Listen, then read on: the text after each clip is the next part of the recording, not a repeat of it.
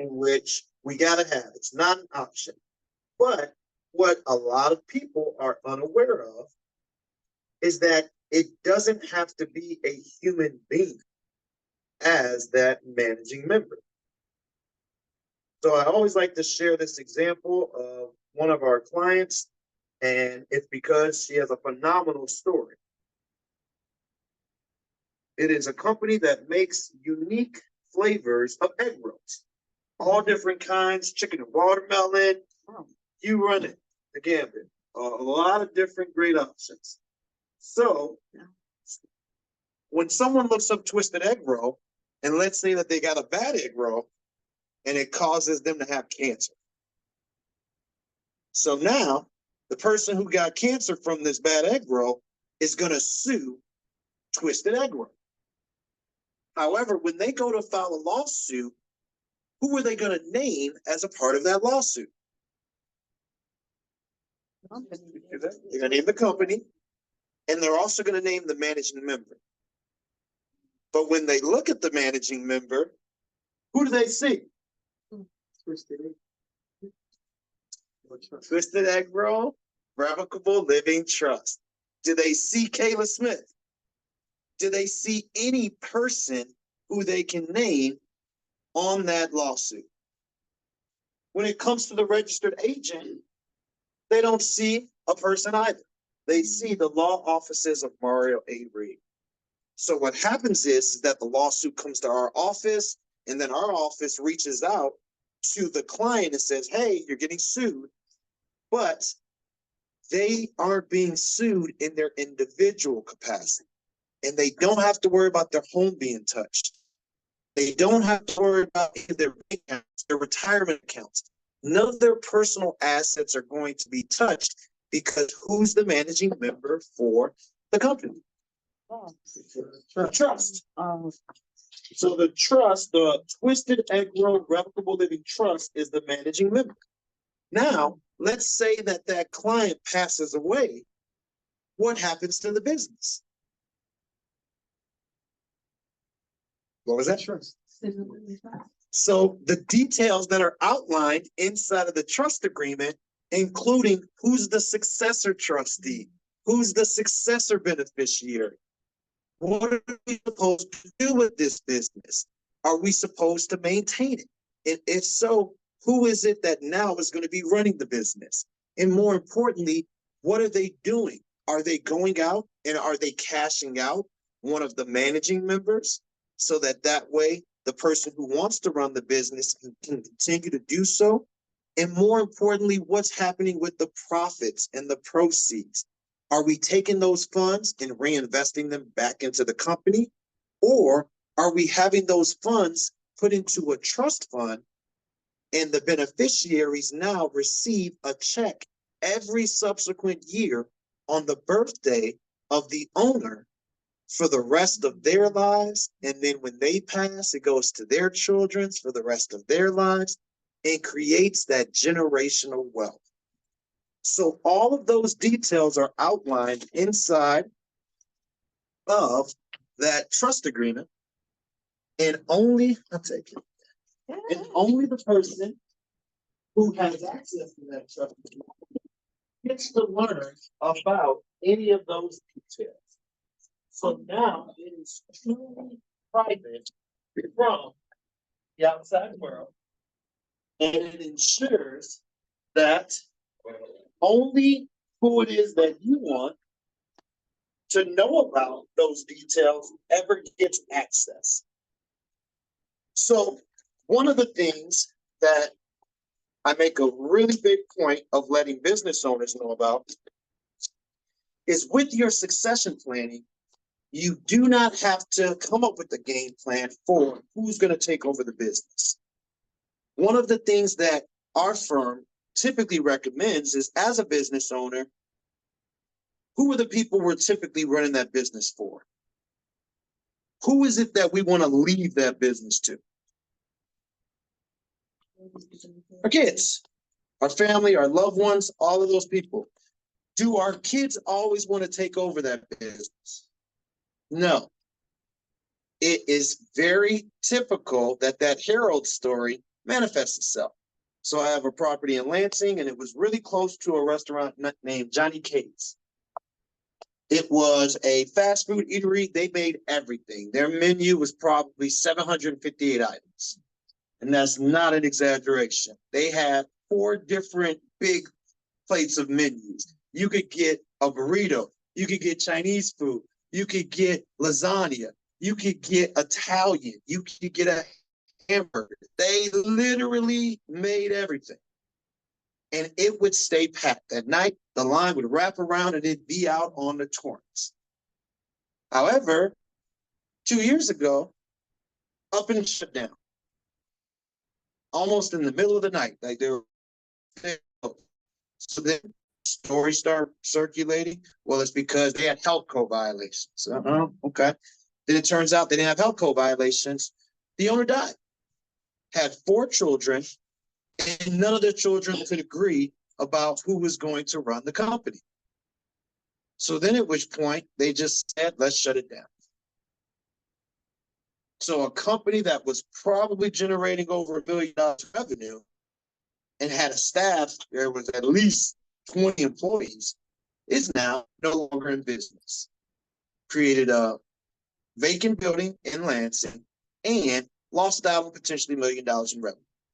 Simply because of the fact that the father didn't put a succession plan in place. Now, what it is that dad could have done is say, hey, which one of you 4 wants to run the business? Eldest, you want to run it? Okay, perfect. So you're going to run it and you'll receive a 50% interest, but the other 50% of the proceeds are to be invested into a trust fund. And that trust fund is going to continue to give a financial windfall to your siblings. So now the 3 siblings are receiving a check every subsequent year on dad's birthday, while the one who wanted to run it is continuing to run the business and getting his or her windfall that way. Do you think that there would have been a greater chance that the business would still be going had dad said, this is going to be my succession plan? Now, for most of us, we don't quite know how a trust fund works. And that's the part of it which I really like spending a lot of time explaining. Because how many of us have heard of the S&P 500? Okay.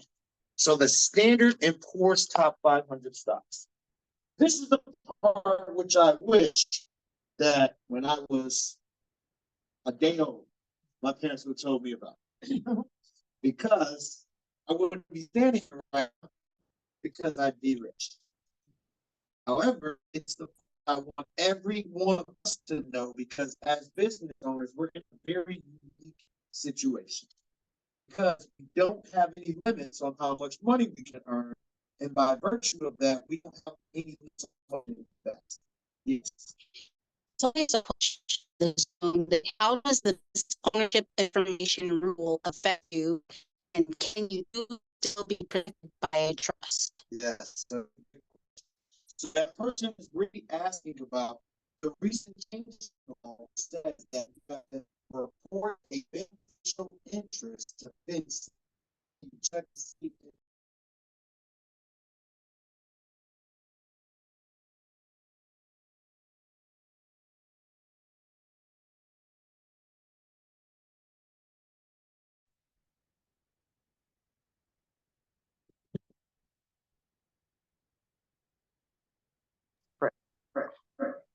so it's a here. All of us business owners have to now report to the Financial Crimes Unit, which is a federal agency, our beneficial interest in a company.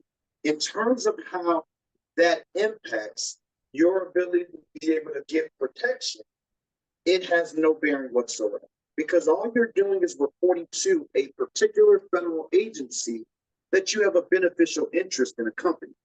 But when the public goes and looks at the Secretary of State's website, it's still going to have the trust as the managing member, and it's still going to allow the protection that comes along with this report.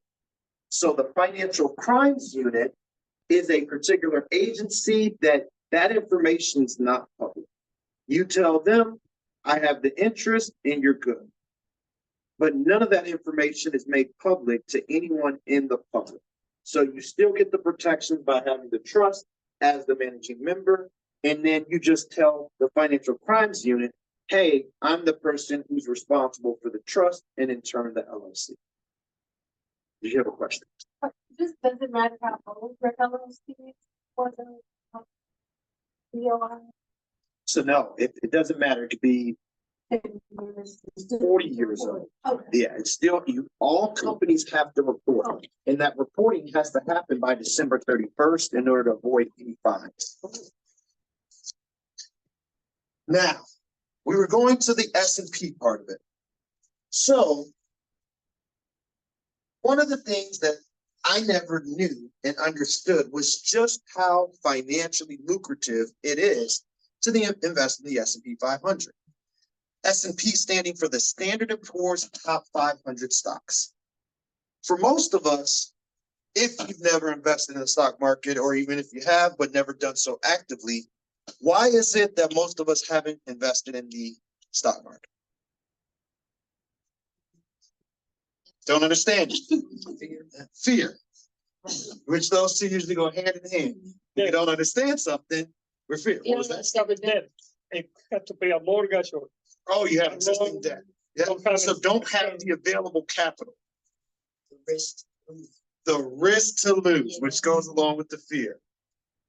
Also understanding how to even make an effect with it. Yes. You know, like, yeah. So all of those things contribute to us having missed out on millions of dollars. All of those things. Because from an understanding standpoint, how many of us have ever went to Walmart? How many of us have ever went to Walgreens? How many of us have ever hopped on Google? How many of us have ever ordered something from Amazon? So all of those names are part of the Fortune 500 best companies in the world. So we understand those companies, right? There's nothing complex. Who's supporting those companies? Yeah. All of us. So we understand that those companies are the 500 best and we're supporting them. So are those companies likely to improve? Yes. So imagine if you went to Walmart and the Walden family said, hey, we're down to our last dollar. It's been a rough year. I need you to loan me some money so that I can keep this little company that I got going. And as that company improves, the money you loaned me, I'm going to improve it at the same rate of improvement that my company improved. Would you be willing to give Walmart a few dollars as a loan in exchange for the appreciation that's going to come? That's what it is that investing in the Standard & Poor's Top 500 companies is. And instead of you just trusting Walmart, because I don't trust Walmart, not one bit, you're saying whoever the best 500 companies are, I'm trusting you. And even if those 500 companies go out of business tomorrow, another 500 companies come in right behind them, and that's who it is that you loaned your money to, and you are getting a return on your investment from. Is it as scary of a sentiment anymore? Why isn't everyone doing it then? Why isn't everyone doing it? And that's a great question. So the reason why is because who do you think knows about this information? So we know I do, but aside from myself, who are the other likely people who know about this? People who have the ability to invest in it. So all of us have the ability to invest. There you go. And who works at Morgan Stanley? Brokers. And what are brokers most concerned about? Getting money. Getting money. So the people who are most knowledgeable about this are only interested in divulging this information in exchange for money. And have you all showed up and said, here's some money, in exchange for that knowledge? No, you didn't do it because you were afraid, we were unknowledgeable, we had a fear of losing, all of those impediments. That's the reason why more of us aren't doing it, because no one who has an incentive is going to show up on a Tuesday night for free and divulge that information because they don't have the incentive. So Adam Smith, being one of the great economists, said that the invisible hand moves the marketplace. What's in it for me? What do I get out of this? If I don't get anything out of it, I'm not going to be likely to go share. And that's the reason why we don't know about it, because the kinds of circles that we oftentimes run in aren't going to be discussing this. And part of the reason why I make it a point where whomever asks me to come out and speak, whatever time of day, whatever day of the week, I'm going to do so because I want for everyone to know about this. And the reason is because of this. So for myself, my mother used to say, you need to save for a rainy day. And then the first time that a rainy day would come, I would say, this is what my mom was telling me about. I'm ready. I got my money. I'm going to go spend it. The problem is that I've sucked at saving my whole life. I've always sucked. If I got $2, I've already spent $10. It's my nature. But had my mother have told me, you're not saving, you are investing, and 10 years later, it's going to be 10 times what you put in, then I would say, here's all my money, because I'm trying to get 10 times as much. And that's what led me to learn about this. So there's a website that's called officialdata.org. And I highly, highly, highly recommend you familiarize yourself with it, and then get to the point where you're so comfortable when you're at a party or Thanksgiving, you can say, hey, y'all, we need to go take a look at officialdata.org, because it's that great of a website. And why I say it's that great of a website is because when you first get to it, it's going to pull up what's called the inflation calculator.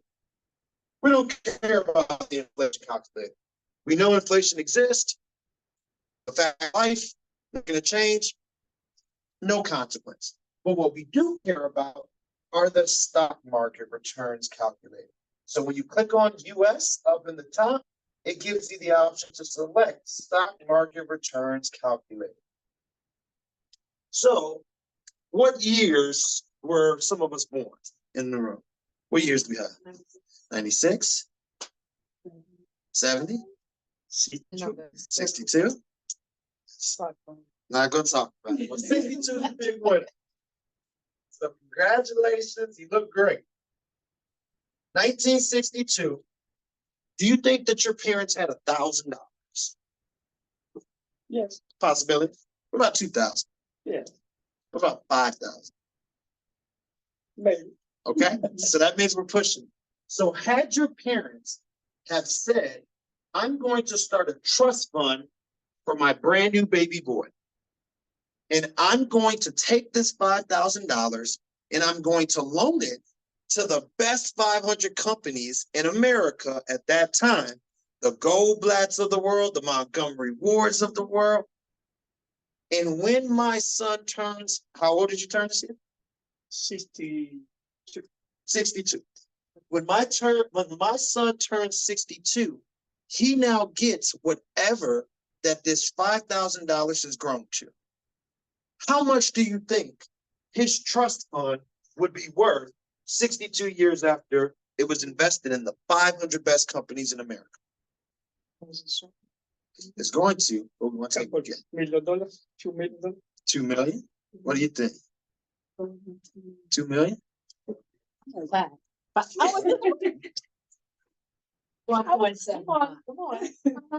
We're gonna calculate Go. Uh-huh. Using the middle. $2.2 million. Just from 5,000, not a penny more, not investing a single cent additional. Yes, yeah. So it's a lot. It's a lot washing over you right now. Yeah. And you want to know what's the trick? Yeah, What's the catch? That's I gotta know. It seems too easy. So there is no trick, there is no catch, and it's just that easy. It's simply a matter of saying, I'm going to take advantage of this. That's it. That is it. And I know it's hard to fathom. How could we have made it this far in life with nobody sharing this information with us in such a way which is comprehensible and it's easy to understand and it's accessible? But it's because we haven't ran in the right circles. It's as simple as that. And for business owners, again, I like to share this because when I first got into private practice in 2019, it was April of 2019. One of the things that I was certain of is that I was never going to retire. I was going to die on the courtroom steps because I was never going to be able to generate enough revenue to put enough aside to maintain the same lifestyle that I had become to enjoy. Because essentially I'd have to save all of my money and then keep it for later when it comes time to actually enjoy it. So that was a major concern for me. As small business owners and entrepreneurs, I'm sure lots of us think about retirement, exit plans, and things like that, right? But it's not as if though somebody comes and says, this is how you accomplish it. This is how you accomplish it. Right here. This is your trust fund. This is your retirement plan. And this is what it is that's going to allow me to now retire 3 years from now. In 3 years' time, I will be able to retire from the practice of law and earn more money than I'm earning while practicing law from this. And how it works is simple. So for going back to that Harold's Chicken owner, do you think that Harold's Chicken owner was generating 100 grand a year in revenue? I know they were millionaires at one time. Millionaire. And the way they spent their money was It was lavish. where they spent. And the reason why they spent that way is because a lot of times we didn't have a lot of money at one point. So when you get it, you're trying to enjoy it. But on top of it, no one comes to you and says, hey, if you take $500,000 of that, take half, and you put it in the best 500 company in America, that money will now generate you just as much as your business is generating. So if someone would have taken $500,000 and invested it into the best 500 companies, and let's go back 10 years. That 500 would now be worth 1.8 million. From doing nothing. You didn't have to find a chicken. You didn't have to get cursed out behind the bulletproof glass. You didn't have to go out and clean up all the stuff that happened in that lobby. You took $500,000 and you said, I believe in America. I believe in the 500 best companies in America. Whomever they may be. If they go out of business, I believe in the next 500. And that money simply makes you money at a rate of 13.22% per year. Where can you go and get a return of 13.22% legally? All about the legalities. All about the legalities. And that's what it is as business owners. It is in our best interest to do. So what you're looking at here is my trust fund plan. So the number that you see is $300,000. And the reason why that number is there is because I have a life insurance policy with State Farm. That life insurance policy is for my daughter, who's right now 15 years young. If I die tomorrow, my daughter does not get the $300,000. And can anyone guess why? She's not old enough.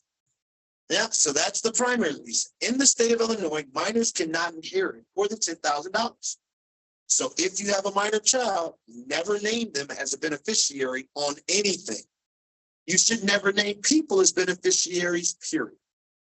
You should never name people as beneficiaries on anything. Why? Yeah, Why? like when my sister died, then it was able to help my dad and mom. Yeah, it sure was, and that was a terrible idea. Horrible idea. Terrible, terrible, terrible idea.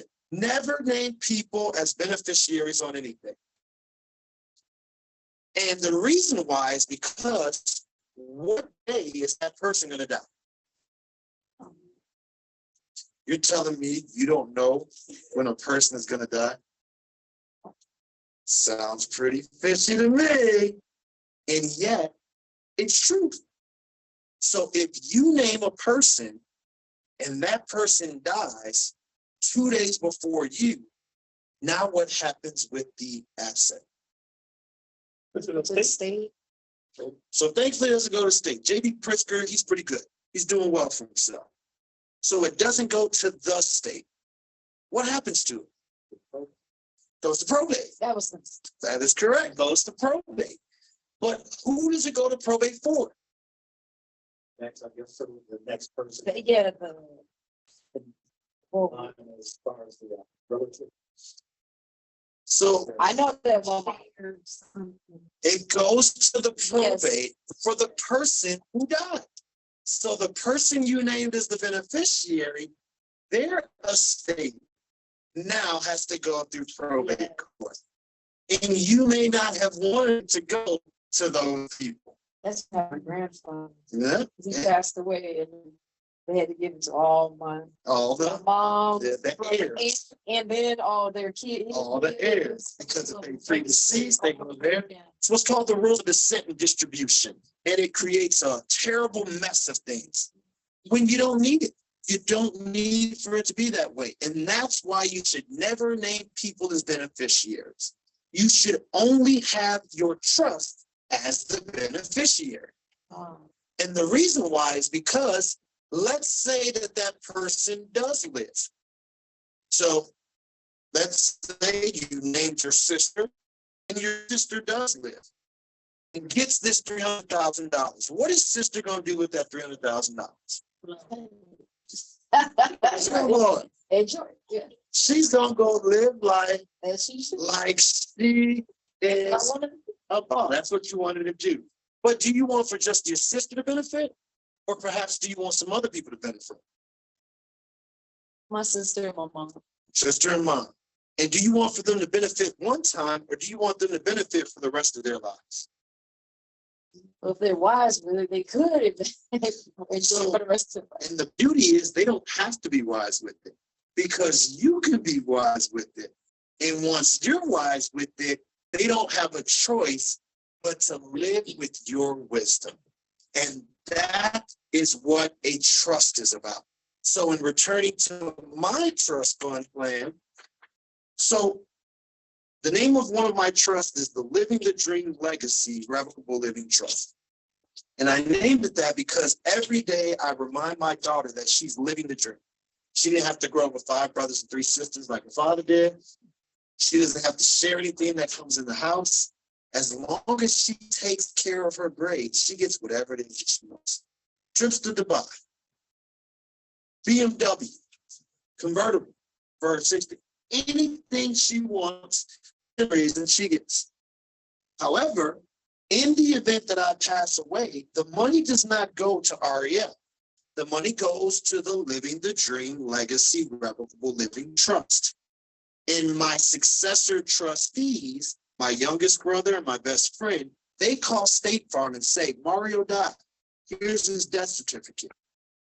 State Farm sends them a check for $300,000 made out to the Living the Dream Legacy Revocable Living Trust. They then go to Merrill Lynch and they deposit that check into the brokerage account, which is already created in the name of the Living the Dream Legacy Revocable Living Trust. After that money has cleared, they then purchase $300,000 of the S&P 500. And then they're done for that year. Can you say that last part? Yeah. So they call State Farm. State Farm gives them a check made out to the trust. They take the check to Merrill Lynch and they deposit the check into the brokerage account. Once the money is cleared, they then purchase $300,000 of the S&P 500. Then they're done for that year. They have to deposit all of it? Every penny of it, Because it's the fund. The trust In fund. the trust? because that's their mandate. Uh-huh. It's not my wish. Okay. So I wish I was a little bit taller. I wish I was a baller. I wish I was a shot caller. Those are wishes. My instruction is that you are to take the 300,000 and deposit it into the brokerage account and purchase it. And the reason why it is that REL is not going to be broken up about it is because the following year on October 29th, had I have died in 2002, what was the return percentage for the row of 2003, which is in column 3? So if you look in column 3 where it says return percentage, what was the return percentage amount? 28.39%. In 1 year, the 500 best companies appreciated by a rate of 28.39%. What was the return dollar amount? $85,170. So REL, her trust fund has appreciated by $85,000 for her doing nothing. She didn't go to work. She didn't have to sell anybody anything. She didn't have to fill any chicken orders. She simply is the beneficiary of a trust fund. Now, we don't give REL $85,000. She's a kid. What are we doing giving $85,000 to a kid? Let's give her $42,000. Much better. So on October 29th of 2003, she receives a check for $42,585. Even as a 16-year-old kid, do whatever you want with the kiddo. Treat yourself. Spend it all right at once or pace yourself. But whatever you do, that's your money for the year. And I'm not concerned because how much money is there listed as the new principal balance amount? We got 342. She's up on where she started from. And that's the reason why I want the whole $300,000 to be invested, because the higher the number, the higher the return. And I'm trying to drive it up as quickly as possible, as much as possible. Every single year for the rest of her life, she's going to receive a check as long as there was a gain. Now, it's the market. It's not always going to be in the black. There will be red years. She doesn't get a check for those red years. Get a job, get to work, live life like the rest of us. But the following year, Taste it right, so you quit that. but if she faced it right. And this is how the trust fund works. In less than 20 years, what is this trust fund amount grown to? The amount invested in the bottom left-hand column. $800,000. So you were looking at the final number. And in 2021, what was the return percentage? 28.59%. And what was the return dollar amount? $228,000. $228,907. And she gets 114 grand. Do whatever you want. Treat yourself. This is how the trust fund works and what every last one of us can do. This is also how I'm going to retire in 3 years. Because once I learned this, I learned and realized that instead of wasting all my money on all of this real property that we're always led to believe is the American dream, it is the true pathway to wealth. it dawned on me that if I liquidate all of these assets and invest it here, then I can live off of half of the gains and make more money than I would be making by working in a traditional manner. So every piece of real property except for my primary residence is going to be liquidated. And within approximately the next year, this number should be over $1 million. And then by continuing to contribute whatever money it is that's being earned for the next 3 years, the number should get somewhere close to the range of 1.5 to 1.7 million. Once your number is there, most of us will never need to work again. And the reason why is because of this. Had someone had $1.5 million invested in 2023 on January 1st, that number would have appreciated to $2,131,774.90 in less than 2 years. And you live off of $300,000 a year. No. It's tough. Might have to make some sacrifices. So, you previously mentioned if you pace yourself right, then you can have money every year. And that's because, in my case, what I'm going to do is I'm going to set a budget. That budget will likely be $90,000. So, if in a year like this one, it appreciated by $631,000, I'm still going to sell half, which translates to $116,000. No, sorry, $316,000. Because $600,000, we cut it in half, gives it $316,000. So now I'm going to take the $90,000 from my yearly budget, and I'm going to live off of that. And all of the excess goes into a high yield interest savings account, earning 5%, and is now protected from any depreciation in the market. So the next year, whatever the gain is, I'll do that half again. But let's say it was a negative.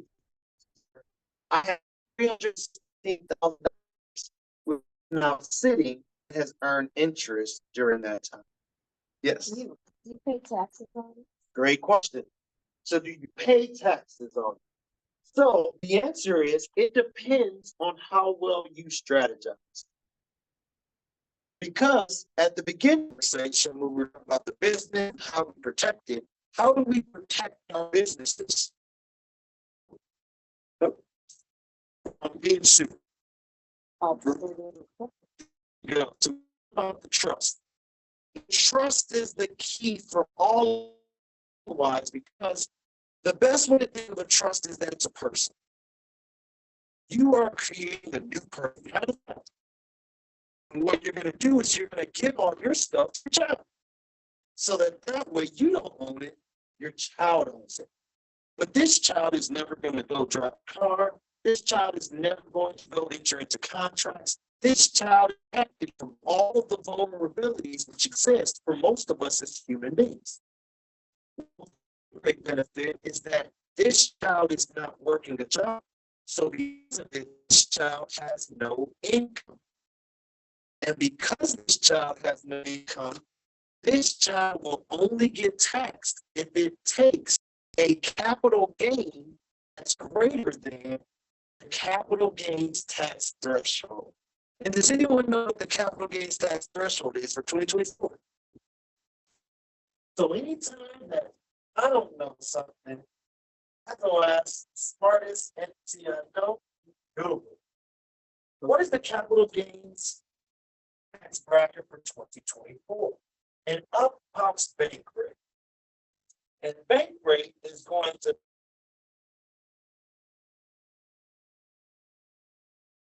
means that you held the asset for longer than a year.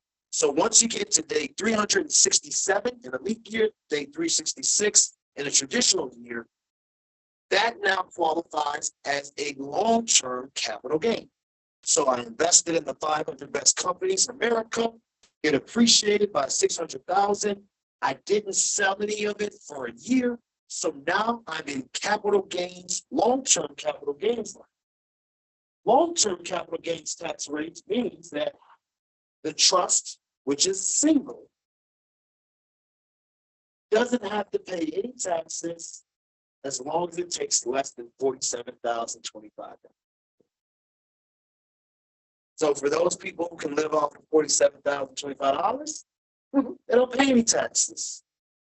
But if you created not one trust, but 10 trusts, and you gave each one of those trusts $200,000 to invest, well, now each one of those 10 children gets to take $47,025. And doesn't have to worry about paying any taxes. But we're done.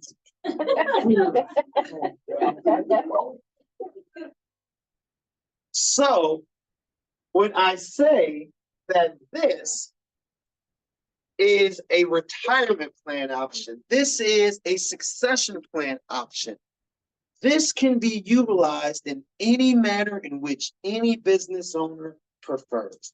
It can be used for succession planning. How it is that you can still ensure payroll gets met. Because after you pass, the funds that have now went in, they're making money all on their own. And if the business needs some of it for payroll, distribution happens and you're good. It can be used to buy out certain children who don't want to participate in the business. Hey, you aren't working, but you're still receiving a windfall, and it came from the liquidation of whatever was in the business account. It can also be used to just retire and not have to worry about any of that stuff. Because when that Harold's owner generated $1 million, now all he needs is for somebody to say, hey, let me take 500 grand, and this year we're going to put it up inside of your trust fund. And that money's going to be there for the next 10 years. So whatever else money you get, spend that. Go crazy. Spend like there's no tomorrow. But let me have this half of what you made, and then 10 years later, we're going to come back and you're going to use that to live off of for the rest of your life.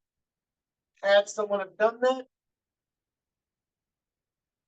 it's 1.8 million. And then that individual gets set up on the 50% every single year from that. Yes, ma'am. Could you change that, that 500,000 to 1.8? So 100,000? Yeah, then it's like, let's see what 10 years later.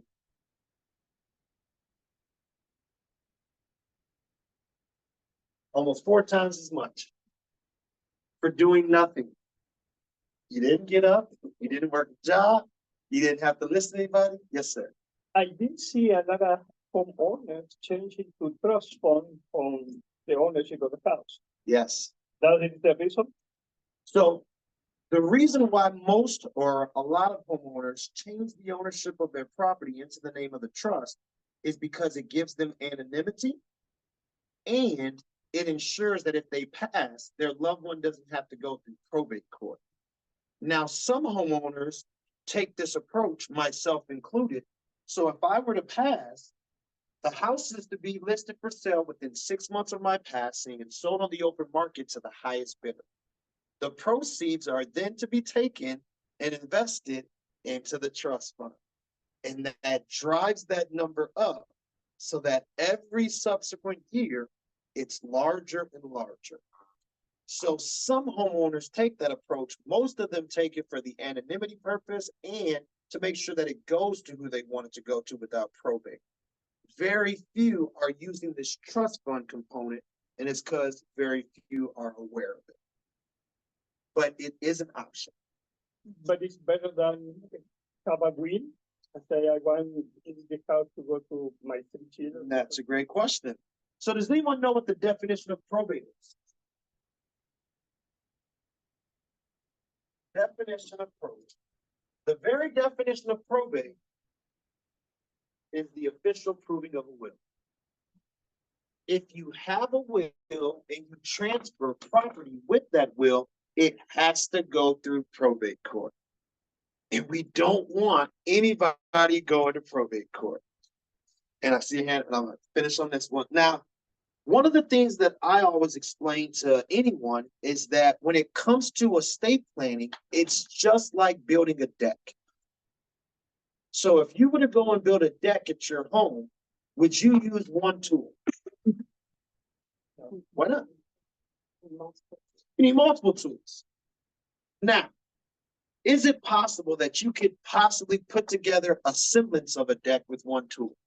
Could you slap some wood together and prop it up on something and use just a hammer to bang some stuff? You could possibly do it. Would you want to go walk on that deck and have a party? No. That's how estate planning works. If you try and use one tool, it's going to be a flimsy deck. You need to use multiple tools. Every adult over the age of 18 needs to have 5 different things. The first thing is a revocable living trust. Every adult needs a revocable living trust. Once you turn 18, you need a revocable living trust. The second thing is a certification of trust. Every adult needs a certification of trust. The third thing is a durable power of attorney. Durable power of attorney, not a short form, not a healthcare specific, not a financial specific, but a durable power of attorney. The fourth thing is a last will and testament. And then the fifth thing are beneficiary designations. So I'm going to go through those again. Every adult needs a revocable living trust, a certification of trust, a durable power of attorney, a last will and testament, and beneficiary designations. Now, if you own a home, you need a sixth thing, which is the deed in trust that transfers.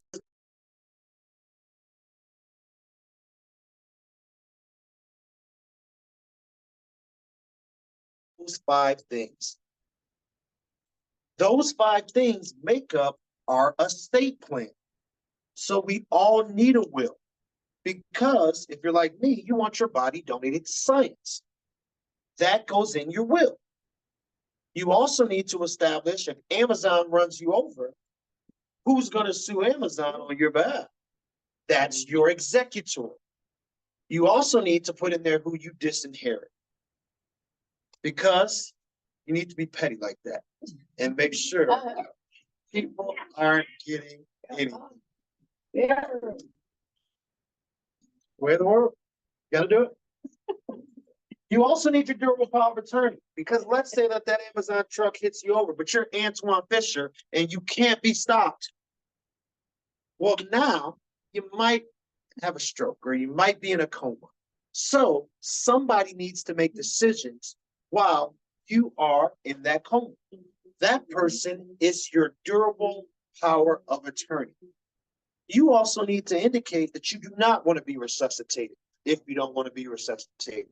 That you only want to be on life support for 7 days because you have a sister in Virginia and a brother in Hawaii, and you want for them to have a chance to fly in and potentially see you off. You also want to indicate that you do want experimental treatment and you're okay with clinical trials, but you are not okay with being put into a home, roll you out into the woods and let nature run its course. All of that is inside of your durable power of attorney. And then you have your revocable living trust, which becomes the beneficiary for every single asset you own. Retirement accounts, stock accounts, your checking accounts, your savings account. Every single insurance policy has that trust as the beneficiary, because when you pass, you want all of the money going to the trust fund and then being distributed on your birthday, which becomes a national holiday for all those beneficiaries. You had a question in the yellow.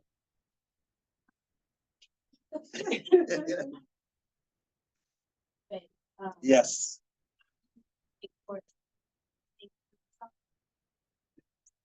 So, and the they is whoever it is that has dominion over the asset, they don't know who they're supposed to give it to. So it's not so much that they're freezing it as much as they don't know who am I supposed to give it to?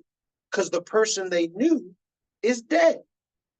So because they now don't know who am I supposed to give it to, they don't do anything. So it's not a freeze as much as it's a case of we don't know who to give it to. So up until we know who to give it to, we're not going to give it to anyone. Yes, ma'am. My question was, because you know, paint the picture, and I actually have the trust. But Excellent. the paint the picture, like, you know, trust is 100% fail-proof. What happens if the trust goes? Has a trust ever gone wrong? Sure, a trust has gone wrong because we're still talking about human beings. And the trust is not some giant living in the hill. The trust is a person. The trust is a child. So when I created Living the Dream Legacy, I created a new child. I'm the parent of that child while I'm alive. And I get to reap the benefits of what I gave to that child. Inside of my trust agreement, I've indicated that I want Tez and Weston to take over as parents if I die and Ariel is 22, is younger than 22. So that's what the trust is. It's not a giant living in the hills. It's my plan where I parent the trust while I'm alive, and Tez and Weston parent the trust until Ariel turns 22. Once Ariel turns 22, she takes over the parenting responsibility and she continues to reap the benefits of what belongs to the trust. Now, let's say that Ariel says, you know what, Dad? I never liked you one bit. And I think that your plan sucks. I hate it. I want all of this money right now. I'm not waiting. I'm not built like that, Dad. Give me my money. Who's the parent of the trust? Ariel. So now Ariel can say the heck with this plan, rip it up, take all of the money, and go to Dubai. So now the trust didn't fail. Ariel failed. But guess who's going to be at a loss? Ariel. So when we talk about wisdom, wisdom is only as good as the application. We can put a plan in place, but if the people don't follow it, then the plan is for naught. Now, the reason why it is that I have negative concern that Ariel is not going to follow the plan is because since Ariel was 12, she's always heard about the plan. And she calculated this by hand. So on a Saturday evening, while other people are out shopping or doing whatever, she's at the table calculating her trust fund. And once she made it 10 years in, she said, that's all I need to know. I'm good. I'm good. Because we didn't just use the life insurance policy, we used the net worth. And once she saw that if the net worth is at an amount of over 2.2 million, well, take a look at what kind of gain you see over a 10-year period. That's 22.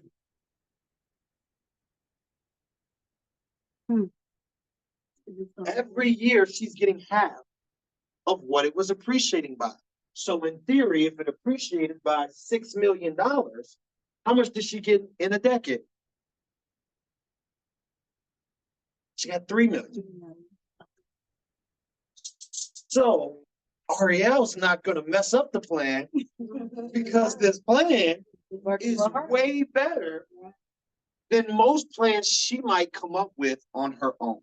So is there a possibility that the trust can go awry? Absolutely, because we're trusting people to carry it out. But when you make it such a great plan, people are incentivized to say, I'm not wavering from this thing because it's too sweet of a plan. And that's the goal. Make it such a great plan. They say, I'm not stepping. If this is the plan right here, I'm not even looking here or there because it's too sweet.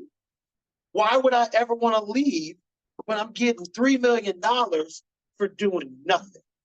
Let's follow the plan, Dad. You had a hand back there, then we'll come. Yeah, so Mario, so there are two types, is there irrevocable trust? There's 37 different types of 37. trust.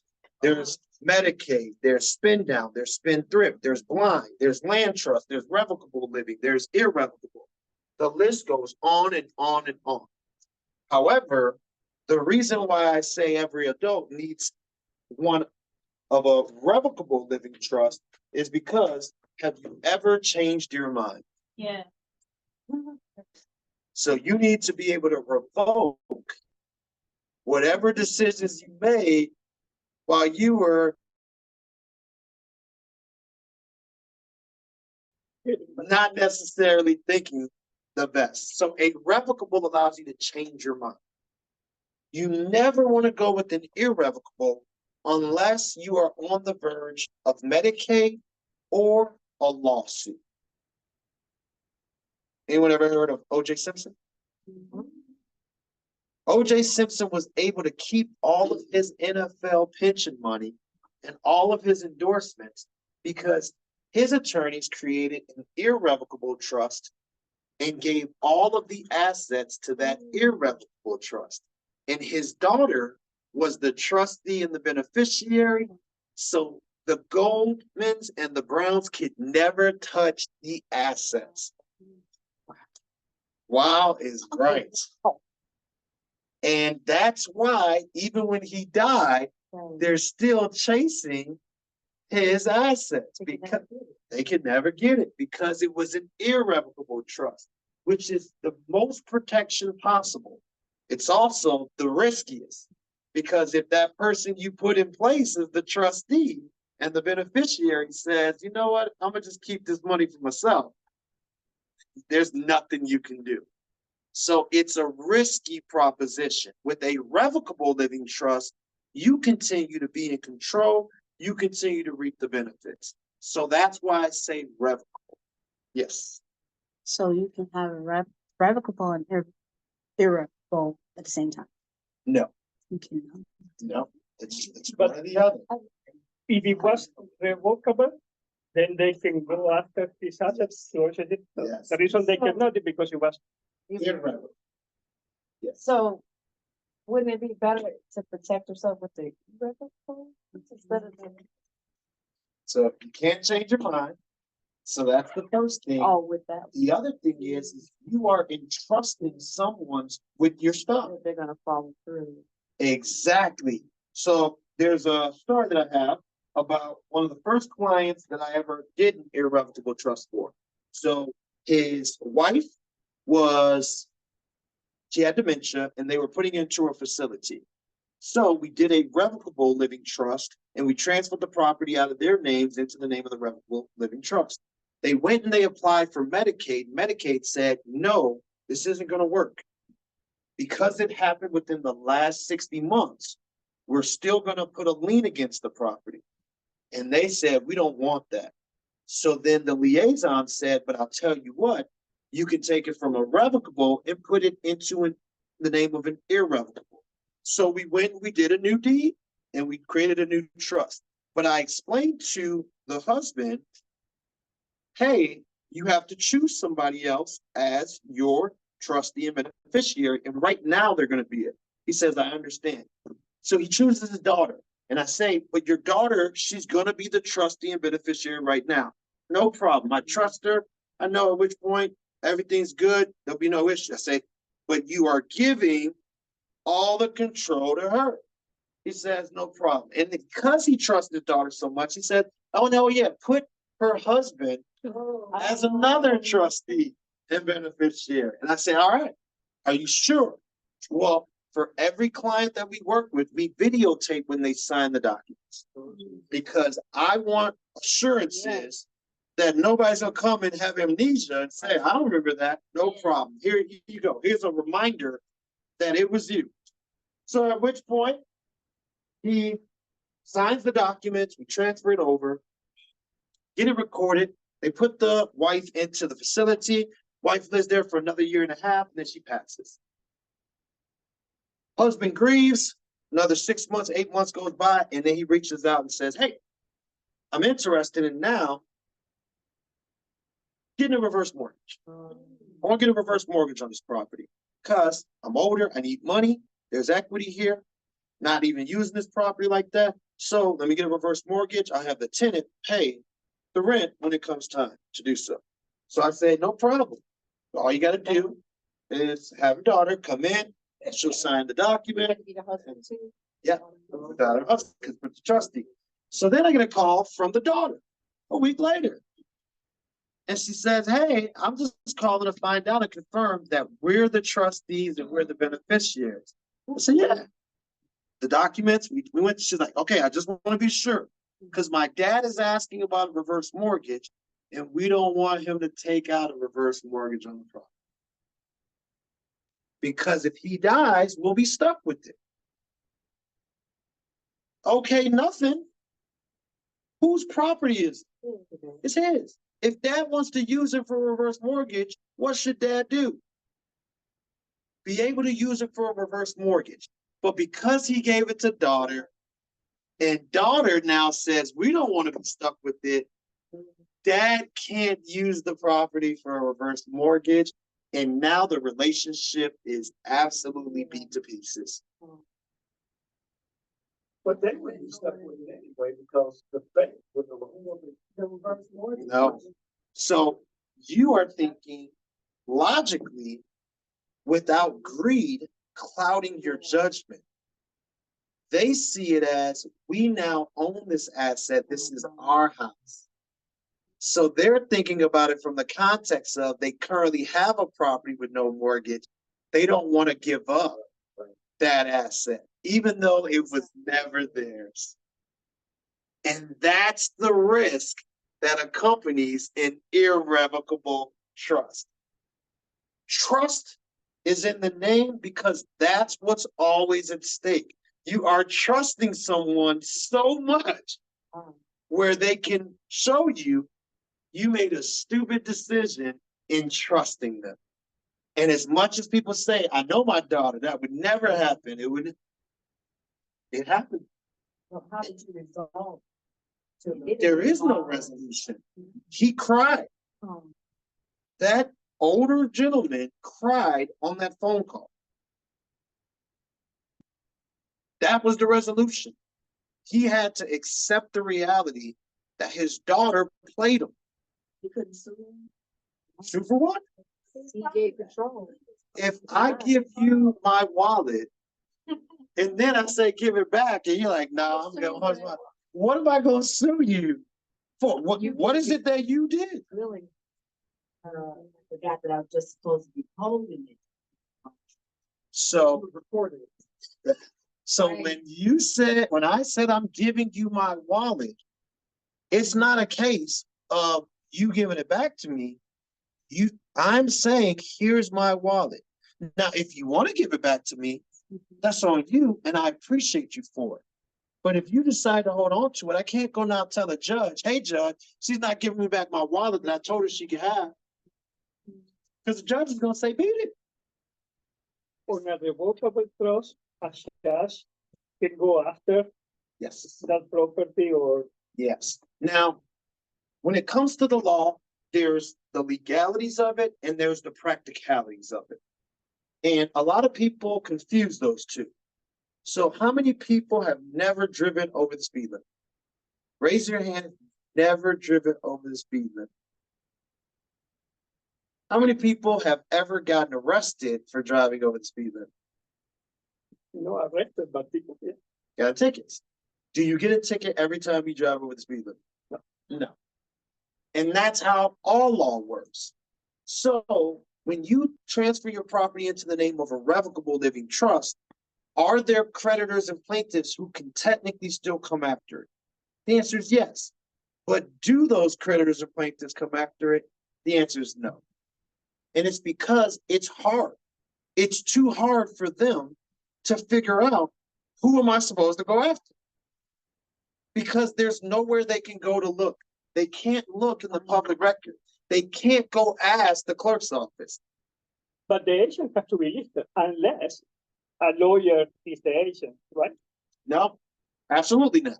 No. So for the business, If someone sends me a letter saying I'm suing Twisted Egg Roll, tell me who they are, I'm going to send that letter to the client, and that's it. I have attorney-client privilege. I am never going to release that information. Never, unless a judge orders me to. But now the plaintiff has to go and file a lawsuit, and they have to demonstrate to a judge that they have a strong likelihood of winning the case before the judge is going to say, okay, here's your subpoena to go and get the details of it. So I've gotten in the last 60 days, 3 letters from other attorneys' offices saying, tell me who the trust belongs to. And then I say, why did you waste your time and my time doing this? If you don't have a subpoena, don't waste my time. Don't waste your time. You know how this works. Sometimes they try and get clever and say, well, we all know how it's going to work. We can do this the easy way. We can do this the hard way. We're going to do this the only way. Where you're going to go and deal with the hard part. And then if you send me something from a judge, then I'll give the judge what it is the judge wants. But until then, I'm not telling you anything. And I'm going to use a little bit more colorful of a response in doing so.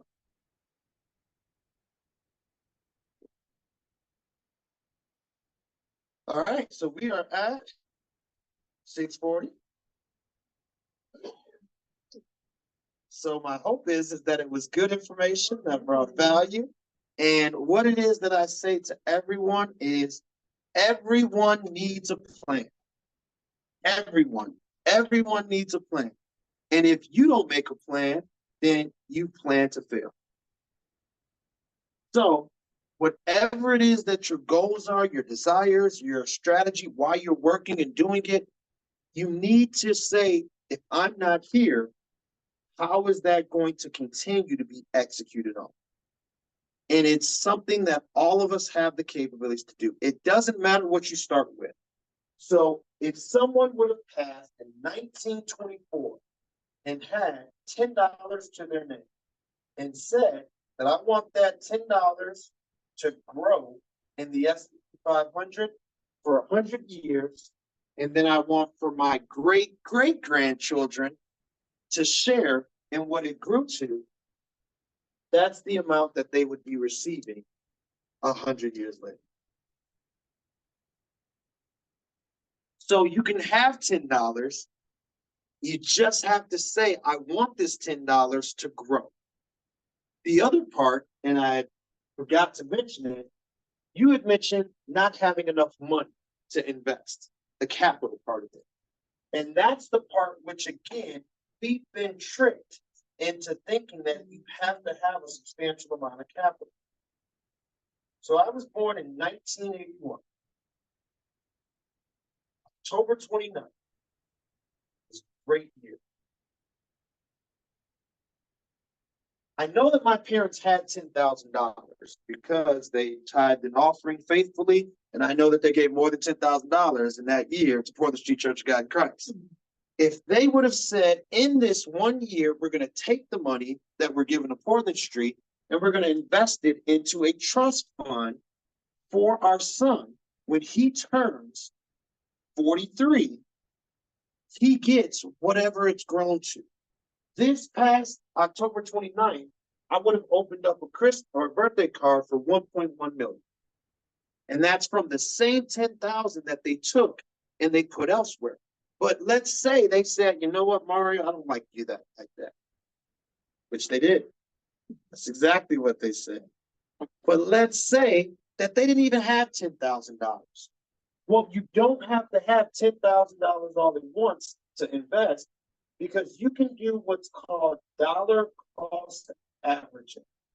And dollar cost averaging is the real wonder of the world that we all should have been taught about. Because not all of us had 10 grand in 81, but we might have had $416 a month. And if we took $416 a month and we invested it for just 2 years, that amount would have actually have grown to $1.2 million, which is more than putting in the $10,000 all at one time. So for those people who say, I've got a mortgage, I've got all this credit card debt, doesn't matter. If you can take $70, if you've got $70, you can get the S&P 500 right now today. That's it. $70. Can you find $70? Shake some trees, look underneath some sea cushions. $70. And if you take $70 a month, every single month, for the next 20, 30, 40 years, you'll end up with $1 million. Not from you working, not from you making chicken, not from you taking care of babies, but from letting your money make you money.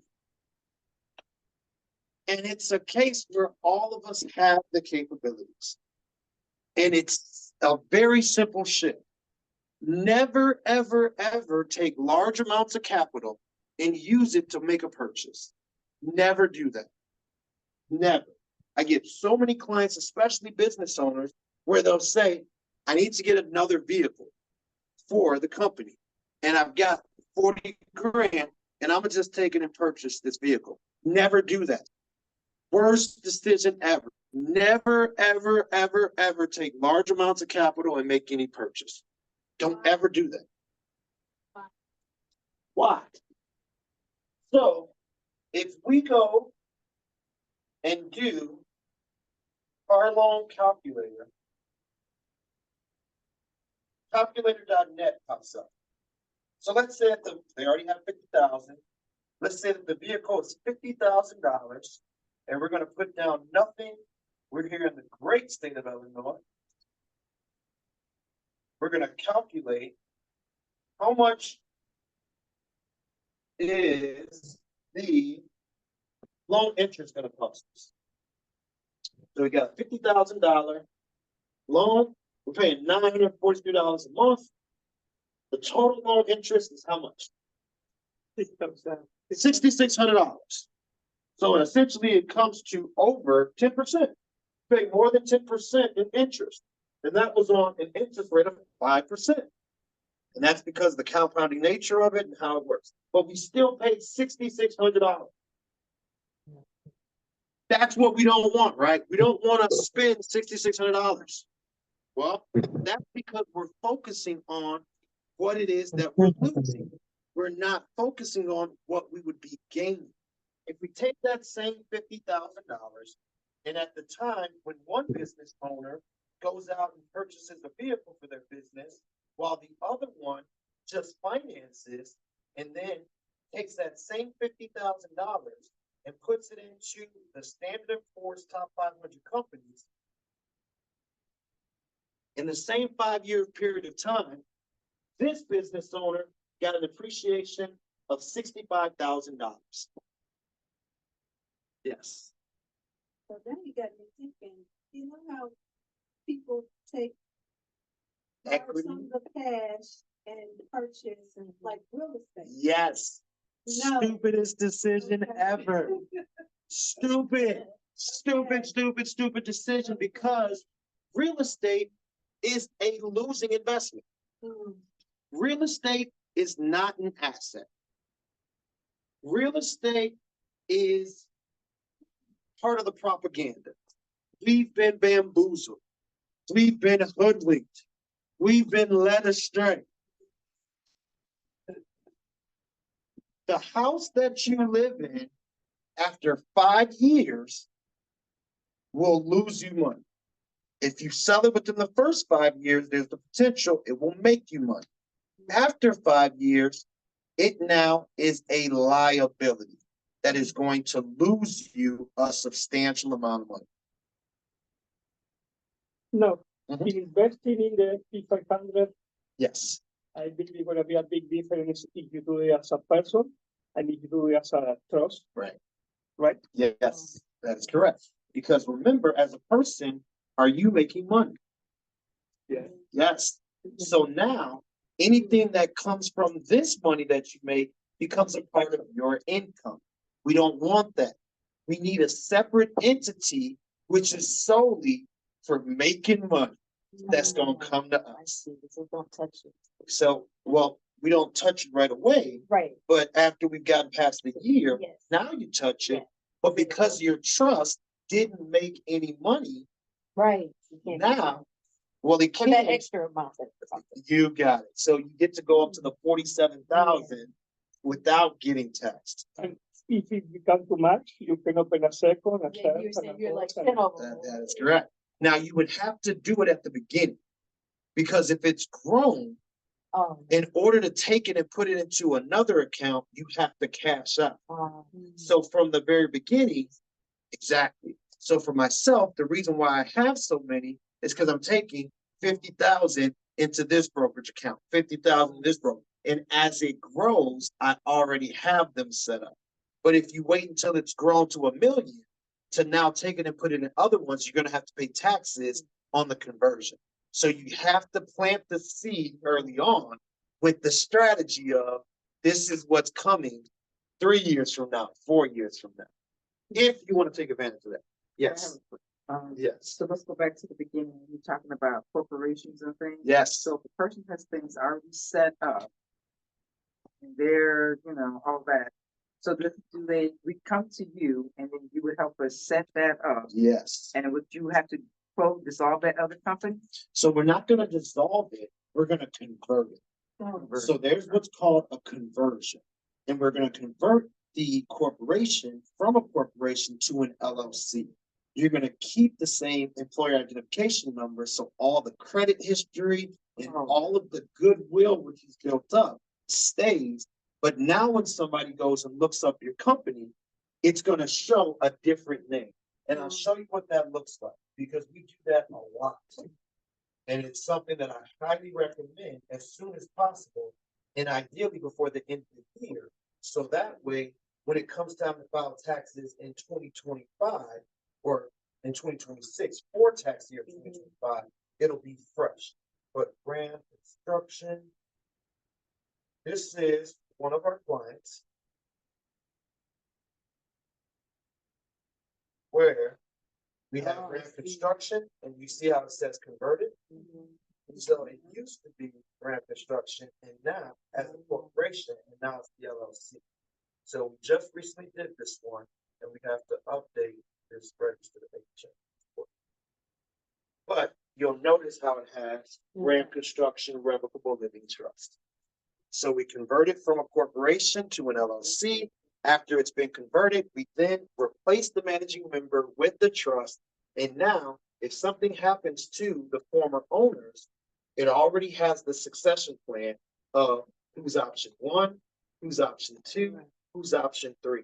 It also has a plan that says liquidate all of the assets that belong to the company, take it all, invest it into the S&P 500, and then the people who this business owner is taking care of every year on the wedding anniversary continue to get a payout. Yes, and then we'll go back. Maybe you already talked about this, but, okay, so you know how we have to file our LLC, or the beneficiary owners? Yes. So when we're doing that, it would be the trust that's the beneficiary owner? So the trust has the beneficial interest. However, FinCEN is going to want a name. So you would indicate your name as the trustee of the trust. And that's what gets filed with FinCEN. But like, nobody else. Nobody else. Wow. So no one else knows any of those details except for the financial counsel. Yes. ma'am. Just have a question, like insurance policies that you have on your job. Mhm. Can you put those in, revocable living trust? So we're not putting it in a Okay. revocable living trust, because remember, what But is we the can name trust? them as the beneficiary? There you go. Also, we can do that. Absolutely, and you absolutely should. Okay. So she was asking about the life insurance Yes. policy that her employer provides. Can she name her trust as the beneficiary for that policy as well? And the answer is absolutely. So are you saying that we have a trust for our business and a trust for our home, Yes. separate trust? Yes. Okay, And that's because if something bad happens with our business, we don't want them taking our home. So we need somebody to be responsible for the business, and that person needs to be different than who's responsible for a house. And we never want us human beings to be responsible for either.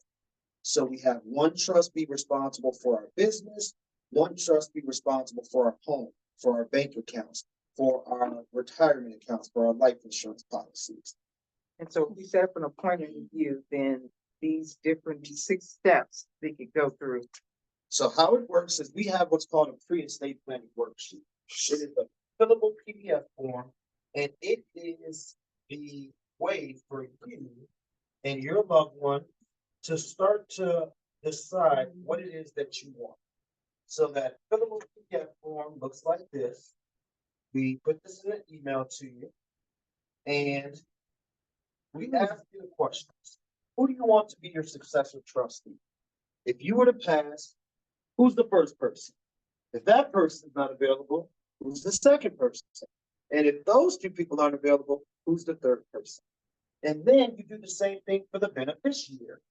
Who do you want to reap the benefits? It can be the same person, or it can be somebody different. Then, if they're not available, who do you want as the backup?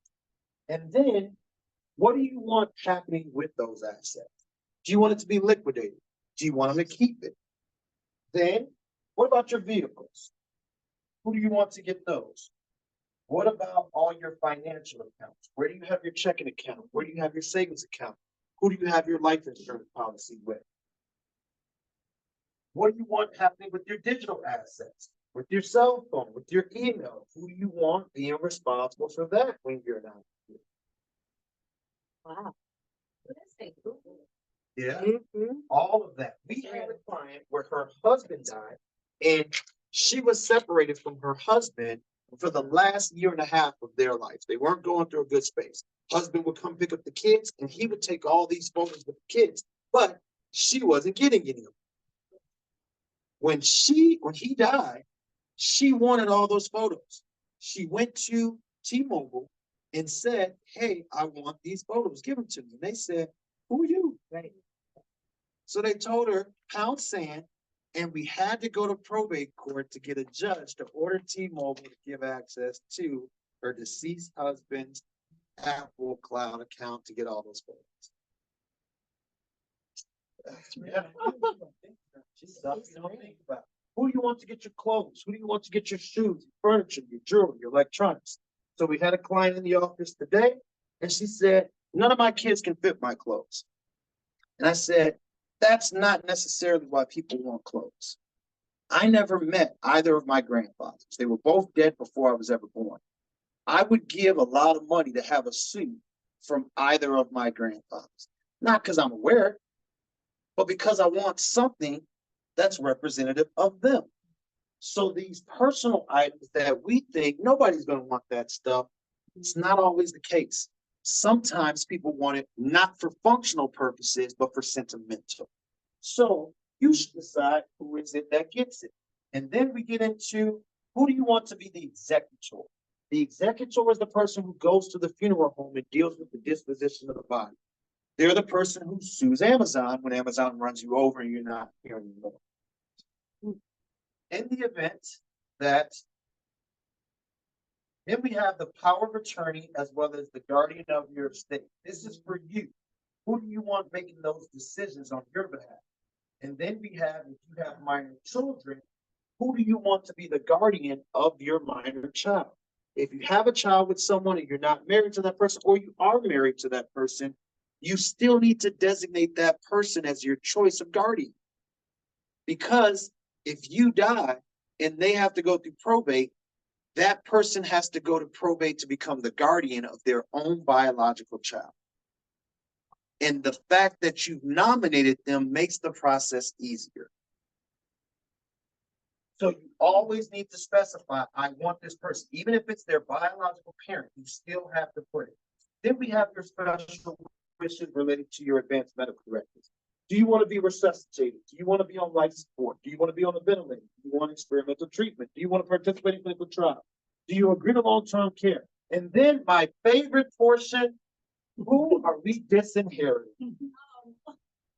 Because sometimes you just have to be petty like that. You gotta be petty. I had a client who said, I want to disinherit this person. And they indicated because that person still owes us money. So in their will, it now says that. The next section is for burial and the funeral instructions. Do you want to be cremated? Do you want to be buried in a casket? Do you want to leave it to the family? Or do you want other, like myself, to have your body donated? Do you want a funeral? Do you want no service? Do you want to leave it to the family or other? I request the following person officiate. I request the following person speak. I request the following person not speak or not be in attendance. Oh, good.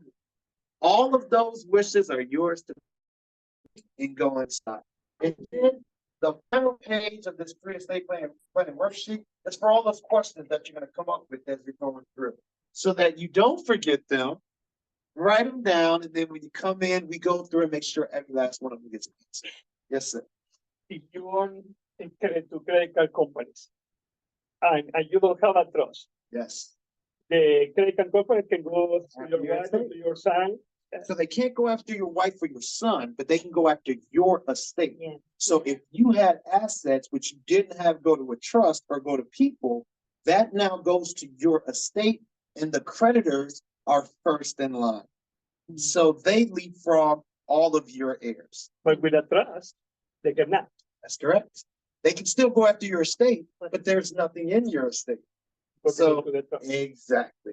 And that's another incredible reason to do it. I tell everybody that I hope to die penniless with over $1 million worth of debt. Because those creditors can take a long walk off a short cliff when I'm gone. And my daughter is going to be a millionaire, and they won't be able to do anything about it.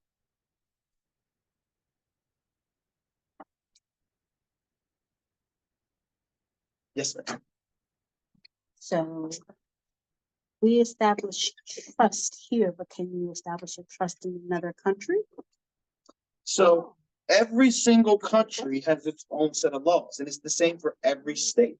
So depending upon the country, they oftentimes do offer the same trust. Trusts come from Old England, like most of our legal system. So other countries have it. It's just a matter of following whatever their principles and rules and statutes and regulations are.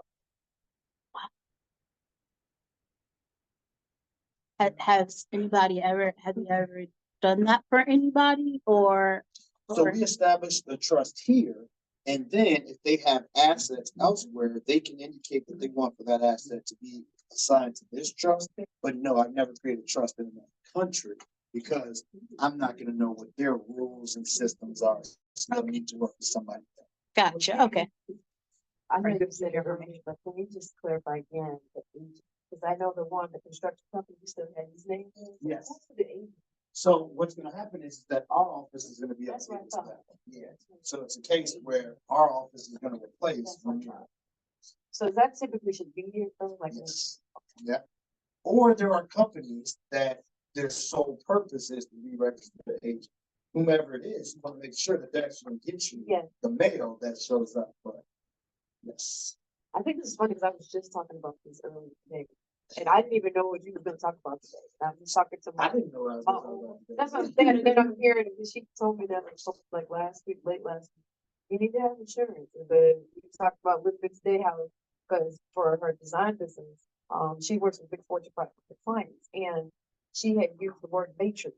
Mhm. And matrix was registered, trademark with Yes. Samsung, Mhm. and they was coming after her. Yeah. And so, but she had her insurance and everything, so she was like, yeah, Eric, you can have it. And she was like, I've only had that happen once, but One time. that was a could be the big, end- could be the right, but end of she the had business. it, we just talking about this, so it's kind of funny. Yes, sir. Can anybody be an agent?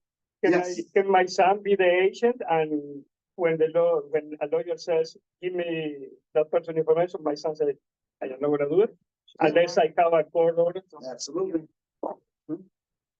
And this is your contact information on here? Yes, yeah, that's our contact Contact information information on there. Let's make sure everybody got the form. Absolutely. Want to say it for the people that are on Zoom? Yes, so you can find us right at Google.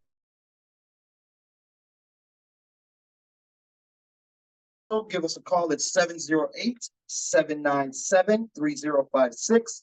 And then you can go to our website, which is lawofficesofmariareed.com.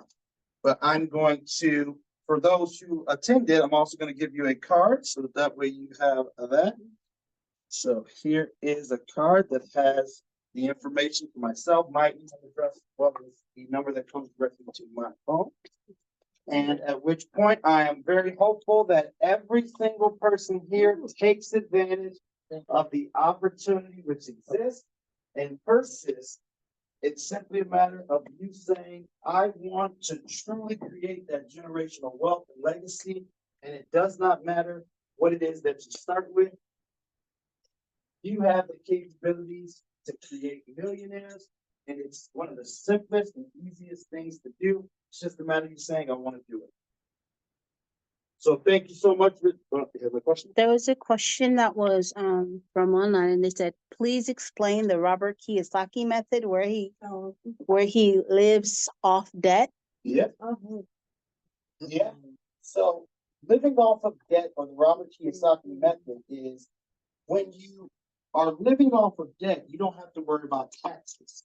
Because if you have more debt, especially as business owners, than you have income, you don't have to pay anything in taxes.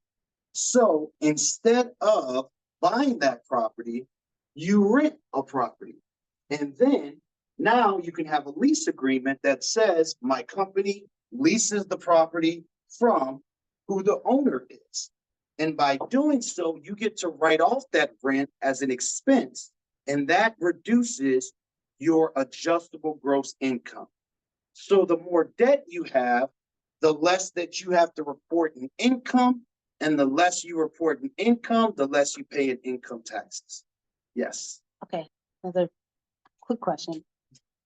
So if your home or like if your property is in a trust, let's say you have a multiple unit or something like that, it's in a trust, but you live at one of the apartments there and you pay for that and that goes to the trust, is that, can you be your own landlord? Absolutely, because you're not being your own landlord. The trust is is being- okay. And that's the important part of remembering the trust is a person. So substitute that word trust for person, and very frequently you'll answer your own question. Yes. Yes. Okay. I used to work at the DMV in another state though, and there was a guy who came to get his ID, and he told me he did it in his trust, and I didn't know that he did, but I asked the they call it the register. So he had the paperwork, and I had to put that on there, and his ID said whatever his name was, trust. How is that possible? So that's not possible in the state of Illinois. Okay, So it wasn't that's- here. Yeah, so I'm guessing it was a red state. It was Ohio. It was a red state. Yeah, so that's not possible here. Okay. But it wouldn't matter, because as long as my name is on it, then I'm still not accomplishing what I want, which is I'm trying to disentangle myself from the entity. Right. If it says my name and then the trust, I'm still entangled. I'm trying to accomplish the rest of it. He was what's called a sovereign citizen. And those people flourish in red states. That was another thing. But is that a bad thing? Like I'm trying to understand. Can you choose a different name for the trust name? So in red states, they have cockamamie laws. A red state is a state that votes Republican. I understand that, but I'm just understanding why is it wrong, or why not I was wrong. just trying to understand what. was Yeah, wrong- so it's a wrong. case where, so it's like with any law. So I think personally that every human being should have the choice of what they do with their body. That's my personal value system. red states disagree. They're not wrong. I'm not right. I just stay in a state which has a similar value system. When it comes to putting the trust as me, that's illogical. But in red states, they say it might be illogical, but still do it. Thankfully, in blue states, if it's illogical, more often than not, we're going to say, look, this is nonsense. Don't do this nonsense. There's no reason to do nonsense. In Illinois, we don't allow for certain nonsense. So that's my preference. Now, doesn't mean that it was wrong, but it just was counterproductive. So why let people do counterproductive things? It's my personal take. That's Oh. and you have, Sorry, Okay, still. you can choose a different name. what's that? You can choose a different name for your trust. Yes, I mean, I tell yes, my name Luis Vigo Trust can be anybody's name. absolutely. So you can name your trust whatever you want. So I had a client last week who says, you better act like you got some sense legacy around Living Trust. And we want for it to be anonymous in so much where nobody's going to know you have anything to do with it. And we want for it to be a message that's going to get passed on to generations to come, because 200 years from now, somebody's going to get a check from that trust. And we want for your message to still live on in that person's life and in their lexicon and in their memory. So whatever you want, you get to. All right, well, thanks so much for the invitation. I hope that all the information paid attention. And ideally, every one of you will make sure your affairs are in order and properly accounted for.